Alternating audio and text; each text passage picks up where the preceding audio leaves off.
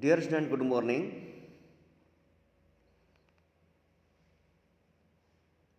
First of all, please be safe from corona disease. Keep a distance about 2 meters. Use a mask during out of your home and wash your hands. Sanitization.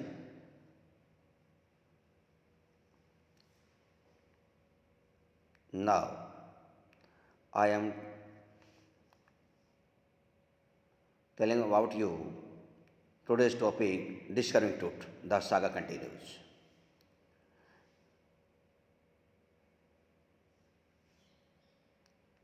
For class 11th, you are seeing the author of this lesson, A.R. Williams,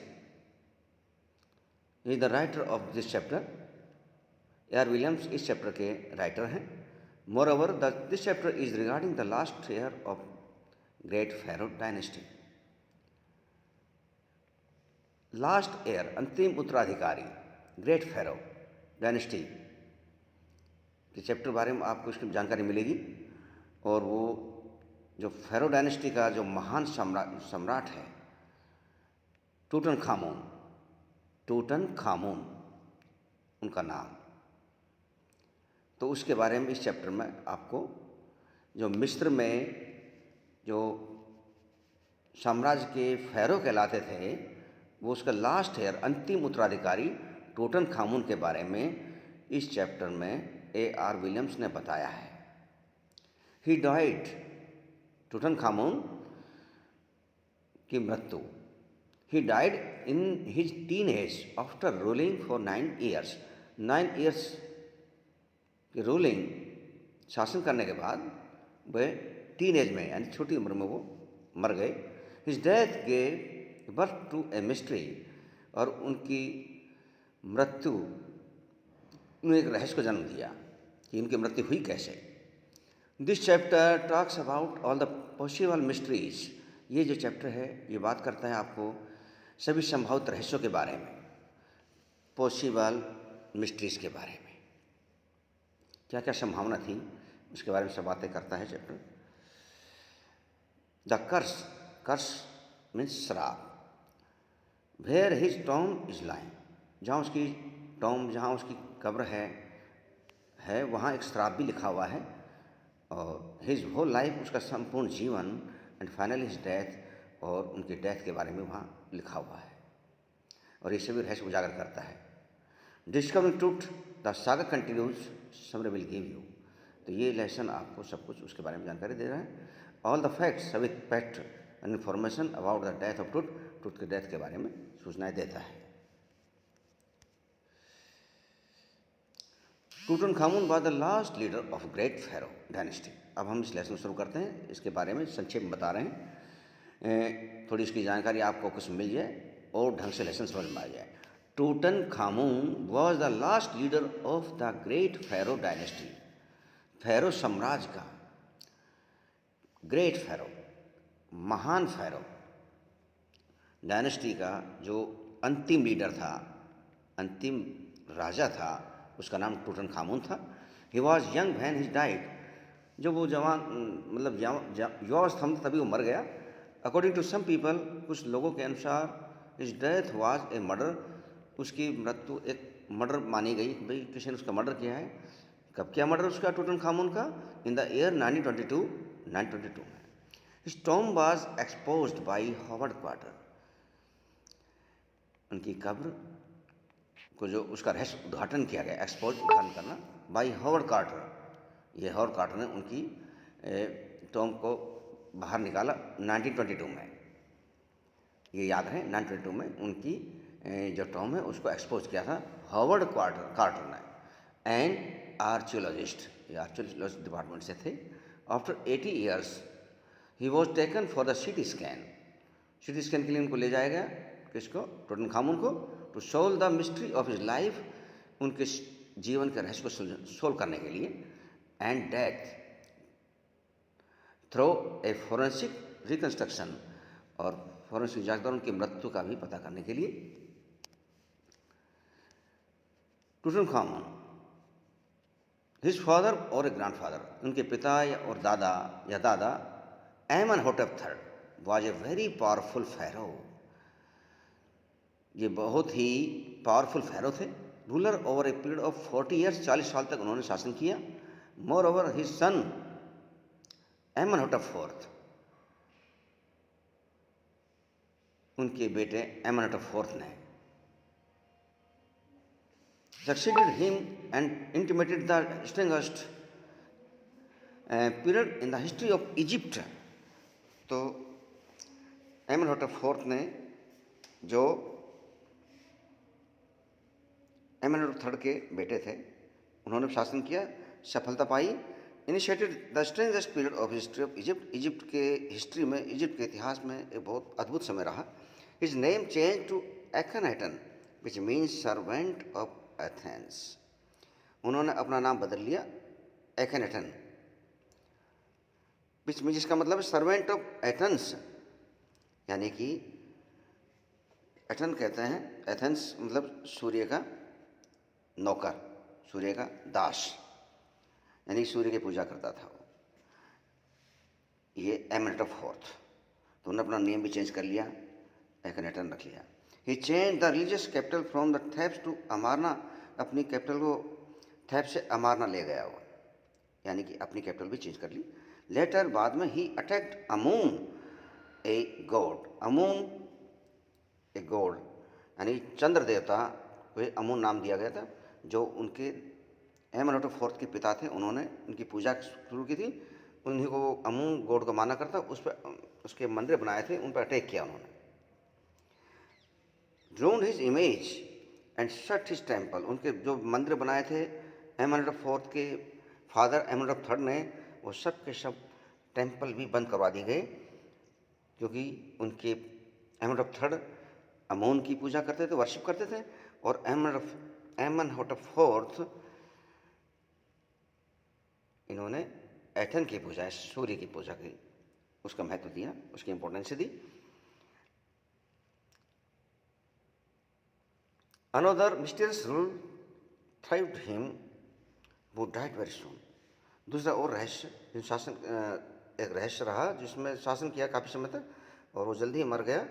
टूटनखामुन set on the power and ruled for 9 years. Tutankhamun ने 9 साल तक, मतलब शासन किया इसी गद्दी पर, Egypt के सिंहासन पर, और एक कम उम्र में इनकी भी डेथ हो गई।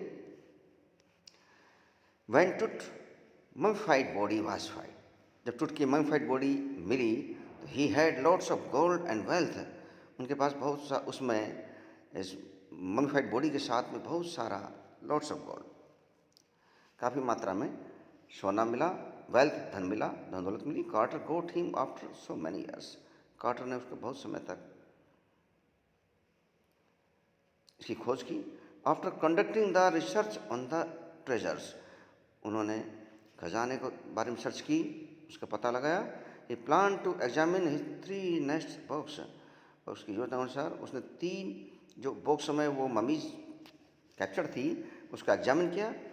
Many parts of the treasure, उस ट्रेजर के बहुत से हिस्से इन द टॉम, जो टॉम में थे, पर ऑलरेडी मिसप्लेस्ड, गायब हो गए थे। हिज टॉम वाज फाउंड रोक out 26 feet under the ground, उनकी टॉम, उनकी कब्र वॉज फाउंड रोक out 26 feet under the ground, उस ग्राउंड में 26 फीट नीचे मिली, मिस्र में जो पिरामिड थे वहाँ उनकी टॉम थी। तो 26 फीट अंडरग्राउंड में वो उनकी टूटनखामुन की बॉडी थी मम्मी के रूप में, और 26 फीट नीचे गहरी थी ज़मीन के अंदर। हॉवर्ड कार्टर ने उसकी खोज की है। Which also had some wall painting, उसमें कुछ वॉल पेंटिंग भी बनी हुई है वो अंडरग्राउंड में। It reveals that he was suppressed in the month of March और अप्रैल, ये मार्च और अप्रैल का महीना था जब ये उद्घाटन किया, जब उन्होंने इसको प्रकट किया, रहस्य को देखा कि इस उस समय के जितने फूल वगैरह जो मिले हैं वो मार्च अप्रैल के महीने के ही फूल थे। इस मतलब है कि उनकी जो मम्मी, उनकी जो टॉम है उनको जब डाला है उसमें, तो उस समय मार्च अप्रैल का महीना है, उसी समय आसपास उनकी डेथ हुई है। One of the coffin put Carter in trouble. एक कॉफिन में तो कार्टर, एक कॉफिन जब उस कार्टर ने निकाला तो उसको परेशानी में डाल दिया, ट्रबल में डाल दिया। The gums use to paste to the lost of the salt gold. जो गम था वो उसके पेस्ट हो गया था, चिपक गया था, टूट गया। और सॉलिड गोल्ड के साथ, कॉफिन के साथ, जिसे छुड़ाना बहुत ही डिफ़िकल्ट था। Coffin was toughening enough this made it impossible to replace.